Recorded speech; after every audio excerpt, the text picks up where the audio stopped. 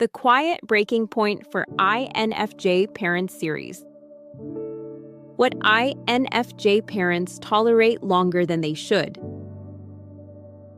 INFJ parents are often described as patient, understanding, and emotionally intuitive. But patience has a shadow side, especially when it turns into self-erasure.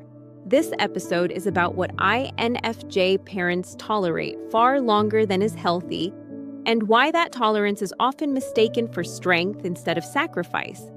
INFJ parents are meaning makers. They don't just react to behavior, they search for context. They ask why instead of demanding compliance. As parents, this often means they give their adult children a great deal of emotional grace. They assume good intentions. They allow room for growth. They wait for insight. They tolerate emotional distance, telling themselves it's just a season.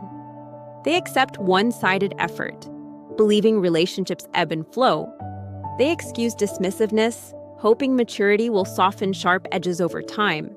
INFJ parents often become translators of behavior, denkt, explaining away what hurts them in order to preserve connection. They tell themselves things like, "They didn't mean it that way.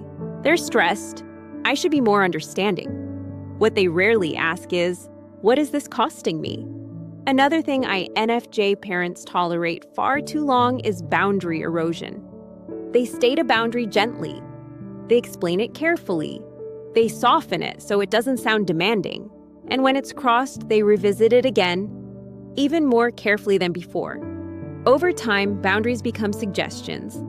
Needs become optional, and the INFJ parent learns to live in quiet discomfort to keep the peace. This isn't because INFJ parents don't know their limits, it's because they value harmony and connection so deeply that they will endure internal pain to avoid external conflict. INFJ parents also tolerate being misunderstood, repeatedly. They're told they're too sensitive, too emotional, too intense. Their motives are questioned. Their intentions are misread. Their concern is reframed as control. And instead of defending themselves, INFJ parents turn inward. They analyze, they self-correct. They try to become easier to love. But something happens when misunderstanding becomes chronic. The INFJ parent starts to feel unseen. Not just disagreed with, but unseen. And that is deeply destabilizing for a type that values emotional attunement. INFJ parents also tolerate emotional loneliness within the relationship. They're present, but not met. They care, but aren't reciprocated. They reach out, but rarely feel reached for. They become the ones who remember birthdays, ask how things are going, and hold space for everyone else's emotions. Over time, the relationship begins to feel hollow. Not explosive, not dramatic, just empty. This is often when guilt sets in. INFJ parents carry a powerful internal narrative. A good parent doesn't give up. So they stay longer. They lower expectations further. They tell themselves love means endurance. But endurance without repair slowly becomes abandonment of the self. The quiet breaking point doesn't arrive with anger. It arrives with clarity. It's the moment the INFJ parent realizes that no amount of empathy will create mutuality where there is none. That explaining again won't change the outcome. That staying will not lead to healing. This is when tolerance turns into grief, and grief turns into resolve. INFJ parents don't leave because they stop loving. They leave because they stop disappearing. They choose to protect the part of themselves that has been slowly worn down by years of trying. If this resonates with you, it doesn't mean you were weak. It means you were deeply invested.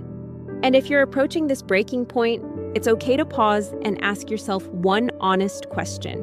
What have I been tolerating that no longer feels survivable? If this episode resonated with you, take a moment to breathe. INFJ parents carry a lot quietly. Love, grief, guilt, and relief, often all at once. You're allowed to hold compassion. Without reopening doors that harmed you, you're allowed to choose peace. Without rewriting your truth, If you'd like to continue this conversation, you're welcome to explore the other videos in this series, or sit with what came up for you today.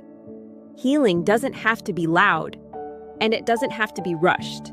Thank you for being here, and for honoring the quiet strength it took to get this far. If this video resonated with you, you're welcome to like and subscribe to Depth of the Quiet. You can watch quietly, without any pressure to engage.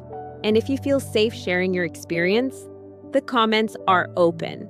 If you'd like to explore these themes more deeply, you may find support in the books The Quiet Between Us and Depth of the Quiet by Latina Sidorov, available in paperback and Kindle on Amazon. For spouses supporting an estranged parent, Standing Beside the Broken by Stas Sidorov offers a compassionate perspective from the partner's side of the journey.